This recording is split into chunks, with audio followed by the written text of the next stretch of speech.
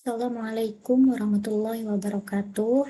Perkenalkan, nama saya Denda Dia Patayani, Angkatan 59, Kelompok 2. Ahli pertama, Guru Pendidikan Agama Islam.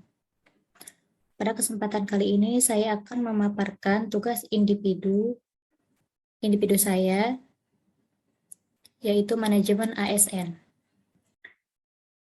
Manajemen ASN, di mana manajemen ASN itu terdapat tugas, fungsi, kedudukan, dan peran sebagai ASN sesuai jabatan saat ini. Yang pertama akan saya bahas yaitu mengenai tugas ASN. Menurut pasal 11 Undang-Undang Nomor 5 Tahun 2014, pegawai ASN bertugas 1. Melaksanakan kebijakan publik yang dibuat oleh pejabat pembina kepegawaian sesuai dengan ketentuan peraturan perundang-undangan.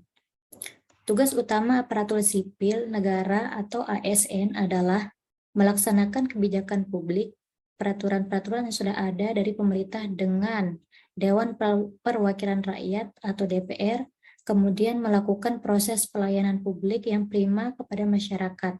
Misalnya, kebijakan publik di bidang pendidikan yang meliputi peraturan dan pergantian kurikulum pendidikan.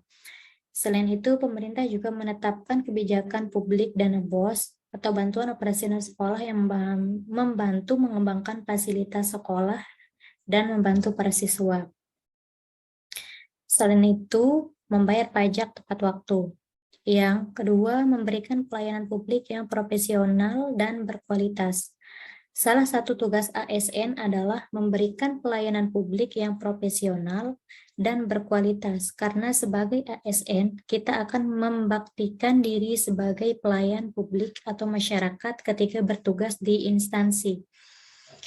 Misalnya di bidang pendidikan, guru memberikan proses pembelajaran secara optimal, memberikan nilai hasil belajar siswa, dan melayani orang tua siswa yang ingin mengetahui perkembangan anaknya. Yang ketiga, mempererat persatuan dan kesatuan negara Kesatuan Republik Indonesia. Merujuk pada pasal 12 Undang-Undang Nomor 5 Tahun 2014, pegawai ASN, diantaranya PNS dan P3K, berperan sebagai perencana, pelaksana, dan pengawas penyelenggara tugas umum pemerintahan dan pembangunan nasional melalui pelaksanaan kebijakan dan pelayanan publik yang profesional, bebas dari intervensi politik, serta bersih dari praktik korupsi, kolusi, dan nepotisme. Misalnya sebagai guru harus netral dalam pilkada atau pilpres, tidak memihak salah satu kubu karena ASN turut berperan menjaga keberagaman suku, etnis, dan agama di Indonesia. Yang kedua, fungsi ASN. Menurut pasal 10 nomor 5 tahun 2014, pegawai ASN berfungsi sebagai pelaksana kebijakan publik. Pelaksana kebijakan publik mempunyai fungsi dan tugas melaksanakan seluruh peraturan perundang-undangan mulai peraturan pemerintah, mulai dari pusat hingga daerah. Yang B, pelayan publik, artinya kegiatan atau rangkaian kegiatan dalam rangka memenuhi kebutuhan pelayanan sesuai dengan peraturan perundang-undangan bagi setiap warga negara. Dalam hal ini, fungsi ASN itu adalah melayani, bukan dilayani. Yang C, perekat dan pemersatu bangsa. ASN harus tahu bahwa mempunyai peran sebagai perekat dan pemersatu bangsa melekat erat dengan profesi ASN, karena peran itu ikut menentukan keutuhan keberagaman negara Kesatuan Republik Indonesia. Yang ketiga, kedudukan ASN. Merujuk pada pasal 6 Undang-Undang Nomor 5 Tahun 2014, pegawai ASN terdiri atas A. Pegawai negeri sipil atau PNS, dan B. Pegawai pemerintah dengan perjanjian kerja atau P3K. PNS sebagaimana dimaksud dalam pasal 6 huruf A merupakan pegawai ASN yang diangkat sebagai pegawai tetap oleh pejabat pembina kepegawaian dan memiliki nomor induk pegawai secara nasional.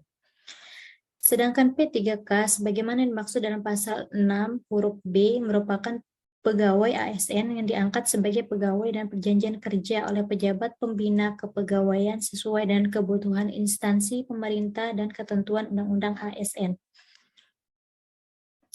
Pasal 8, pegawai ASN berkedudukan sebagai unsur aparatur negara. Pasal 9, pegawai ASN melaksanakan kebijakan yang ditetapkan oleh pimpinan instansi pemerintah. Pegawai ASN harus bebas dari pengaruh dan intervensi semua golongan dan partai politik. Pasal 8 dan 9 ayat 1 dan 2 Undang-Undang Nomor 5 Tahun 2014. Yang keempat, peran ASN. Menurut pasal 12 Undang-Undang Nomor 5 Tahun 2014, peran ASN terbagi menjadi 3, yaitu perencana, pelaksana, dan pengawas penyelenggaraan tugas umum pemerintah dan pembangunan nasional serta bersih dari KKN. Perencana, guru sebagai perencana atau planner, guru harus mempersiapkan apa yang akan dilakukan di dalam proses belajar mengajar atau pre-teaching problems, seperti menyusun perangkat pembelajaran, seperti pembuatan administrasi kelas, RPP, silabus, prota, promas, dan lain-lain. Yang kedua, pelaksana. Guru sebagai pelaksana atau organizer. Guru harus dapat menciptakan situasi, memimpin, merangsang, menggerakkan, dan mengarahkan kegiatan belajar mengajar sesuai dengan rencana. Yang ketiga, pengawas penyelenggara tugas umum, pemerintah, dan pembangunan nasional, serta bersih dari KKN.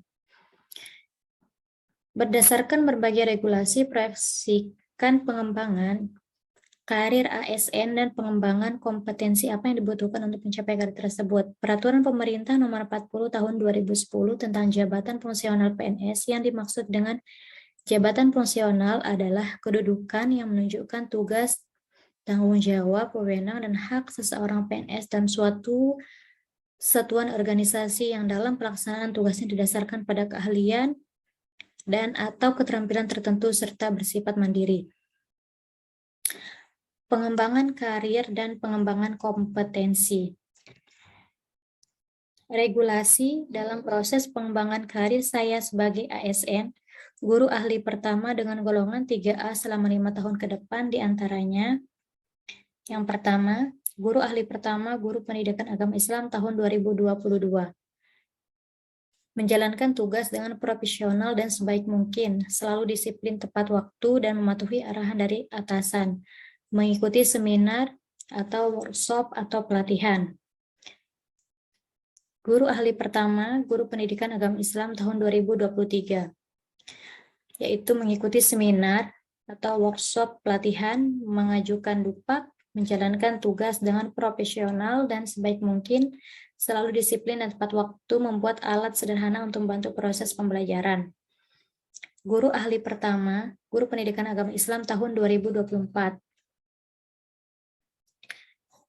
Mengikuti seminar, workshop, pelatihan, mengajukan kenaikan pangkat, menjalankan tugas dengan profesional, dan sebaik mungkin mematuhi arahan dari atasan.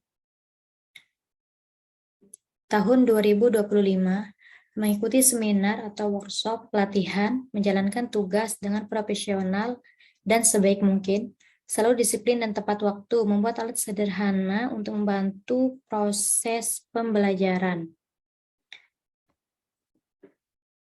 Guru ahli pertama Guru Pendidikan Agama Islam tahun 2026. Mengikuti PPG dalam jabatan, menjalankan tugas dengan profesional dan sebaik mungkin, selalu disiplin dan tepat waktu, mengikuti seminar, workshop, atau pelatihan. Guru ahli pertama Guru Pendidikan Agama Islam tahun 2027. Mengajukan kenaikan pangkat, menjalankan tugas dengan profesional dan sebaik mungkin, selalu disiplin dan tepat waktu, membuat alat sederhana untuk membantu proses pembelajaran.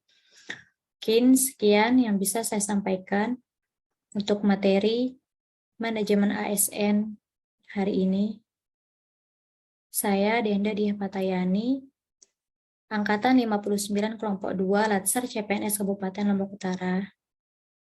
Assalamualaikum warahmatullahi wabarakatuh.